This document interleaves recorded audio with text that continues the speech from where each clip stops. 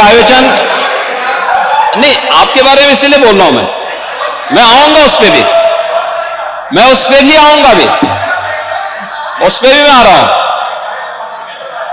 जब एक महाकुंभ का विरोध पहले दिन से कर रहे थे महोदय, मैं एक एक करके इनके बयानों को यहां पे उद्धृत करना चाहूंगा और पिछले सदन में भी मैं याद दिलाना चाहूंगा, जब हम लोग यहां पे इसी सदन में आए थे तो महाकुंभ पे चर्चा, उस समय महाकुंभ की तैयारियां चल रही थी और चर्चा के लिए एक दिन निश्चित किया गया था।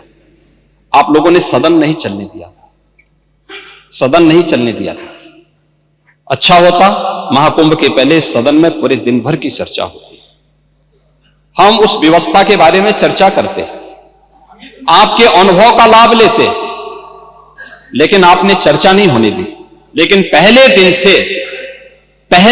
से ये चर्चा, पहले दिन से ये अफवाह और इस प्रकार का दुष्प्रचार आपके द्वारा निरंतर होता रहा। आप याद करिए, समाजवादी पार्टी के राष्ट्रीय अध्यक्ष ने महाकुंभ आयोजन के पहले इस बारे में कहना शुरू किया कि साहब इतना पैसा और इतना विस्तार देने की आवश्यकता क्या है। उनका बयान कि हमारी सरकार से अपील है कि बहुत सारे बुजुर्ग जो 65 साल से ऊपर और 70 साल से ऊपर के लोग हैं स्नान नहीं कर पाए। उसके बाद फिर उनके बयान आए, जब शुरू हो गया, फिर लगातार अगर समाजवादी पार्टी के सोशल मीडिया हैंडल को देखें, वो आपके संस्कारों के अनुसारी भाषा का प्रयोग भी करते हैं और जिस प्रकार की भाषा का उसमें प्रयोग किया जाता है, मुझे लगता है किसी भी सभ्य सोसाइटी के लिए वो भाषा कभी शोभा नहीं देगी। आप लोगों के अपने संस्कार हो सकते हैं, आप लोगों का अपना व्यवहार हो सकता है, लेकिन कोई सभ्य समाज और कोई सभ्य व्यवस्था सोसाइटी उसको कभी मान्यता नहीं दे सकती है। लेकिन उसके माध्यम से लगातार दुष्प्रचार किया गया। यही नहीं, यह भी मांग हुई, देखिए आपकी पार्टी के ही नेता, आपके अध्यक्ष ने कहा कि हम मांग करते हैं कि अकबर का किला जो बिल्कुल संगम नोच पर वहां जो वट वृक्ष है उसकी पूजा करते हैं और सरस्वती नदी भी वहीं से निकलती है। आप देखिए, यानी अक्षय वट का नाम भी उनको नहीं मालूम।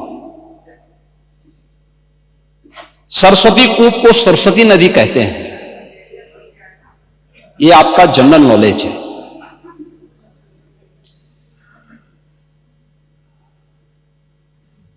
इन्होंने कहा महाकुंभ कोई शब्द नहीं, क्योंकि महायोजन के लिए बहुत सारा पैसा निकालना था, पैसे की बर्बादी करनी थी, इसलिए नाम भी इन्होंने महायोजन दिया।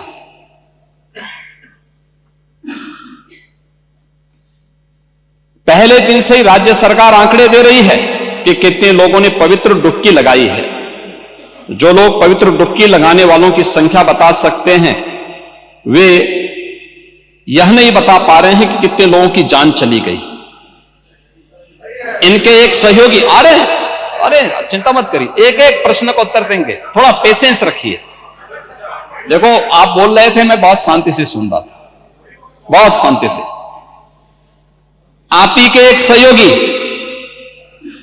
श्री लालू यादव जी कह रहे हैं, अरे ये सब कुंभ का क्या कोई मतलब है, फालतू का कुंभ है। यानी सनातन धर्म के इस महायोजन को फालतू उनको दिखाई देता है। और इनके एक और सहयोगी उससे भी 2 कदम आगे आकर के कहती हैं कि महाकुंभ मृत्यु कुंभ में बदल गया है। ये क्या है, ये क्या है? मल्लिकार्जुन खड़गे कांग्रेस के नेता अध्यक्ष कहते हैं कुंभ भगदड़ में हजारों लोग मारे गए। और जया बच्चन क्या कहती हैं, ये समाजवादी पार्टी की नेत्री हैं। इस देश में अभी सबसे बड़ा मुद्दा महाकुंभ भगदड़ की घटना है।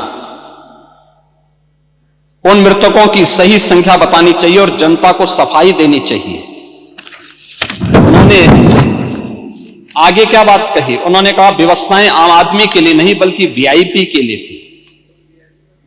शवों को गंगा में बहा दिया गया, इससे पानी प्रदूषित हुआ है, यही पानी लोगों तक पहुंच रहा है। और ये इस प्रकार के गैर जिम्मेदाराना बयान समाजवादी पार्टी, कांग्रेस, आरजेडी और टीएमसी के नेताओं के द्वारा सनातन धर्म के जुड़े हुए सबसे बड़े आयोजन के प्रति दिए गए। महोदय, मैं जानना चाहता हूं कि क्या सनातन धर्म का अनुयायी बनना या सनातन धर्म के किसी आयोजन को भव्यता के साथ करना क्या कोई अपराध है? उस आयोजन को उन सीमाओं के साथ, उस आस्था को सम्मान देकर के आगे बढ़ाना क्या कोई अपराध है? और अगर अपराध है तो हमारी सरकार इस अपराध को कर रही है और आगे भी करेगी, क्योंकि हम लोग ये मानते हैं सनातन धर्म इस देश का राष्ट्रीय धर्म है। सनातन धर्म की सुरक्षा में ही भारत के अंदर पल रहे हर मत और मजहब की सुरक्षा भी है और उनका सम्मान भी है और उनका गौरव भी है। और सनातन धर्म की सुरक्षा विश्व मानवता की सुरक्षा की गारंटी भी है। और उसके इतने बड़े आयोजन के साथ भेदभाव तो किसी के साथ नहीं हुआ, किसी के साथ नहीं हुआ। प्रयागराज महाकुंभ में क्रिकेटर मोहम्मद शमी ने भी स्नान किया। मुझे याद है हर जाति मत और मजहब के लोग अगर आए हैं श्रद्धाभाव के साथ तो उन्होंने आस्था की पवित्र डुबकी भी लगाई। हां, अगर कोई चढ़ाने के लिए आया है तो वहां पर उनको वैसे दुत्कार करके भगा भी दिया गया, और यह होना भी चाहिए था। और इसीलिए मैं इस बात को मानता हूं, आप लोगों ने जो बात कही हमें यह सब बुरा नहीं लगता, इसलिए नहीं क्योंकि हम जानते हैं आपकी प्रवृत्ति है, क्योंकि हम लोग इस बात को मानते हैं कि संक्रमित व्यक्ति का उपचार हो सकता है, संक्रमित सोच का उपचार नहीं हो सकता, उसका कोई उपचार नहीं, वो अपने आप ही कुड़ता रहेगा। और इसलिए इस महान आयोजन को करने का अवसर हमारी सरकार को प्राप्त हुआ। और मेरा यह मानना है कि महान कार्य को 3 अवस्थाओं से गुजरना पड़ता है, याद रखना, उपहास से, विरोध से और अंततः स्वीकृति से। और स्वीकृति का इससे बड़ा प्रमाण क्या हो सकता है कि समाजवादी पार्टी के राष्ट्रीय अध्यक्ष भी जो शुरू से विरोध कर रहे थे अंततः चुपचाप जाकर के डुबकी लगाए। नेता प्रतिपक्ष भी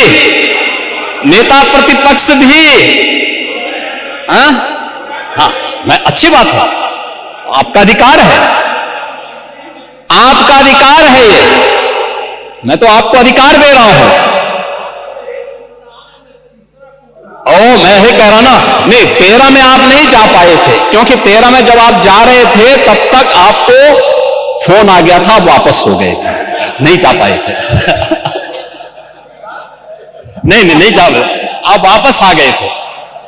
लेकिन इस बार आप गए थे, मुझे अच्छा लगा, आपने उत्तर प्रदेश सरकार की व्यवस्था की सराहना की और आपने मुझे प्रत्यक्ष नहीं लेकिन स्पीकर साहब को धन्यवाद दिया कि अच्छी व्यवस्था थी।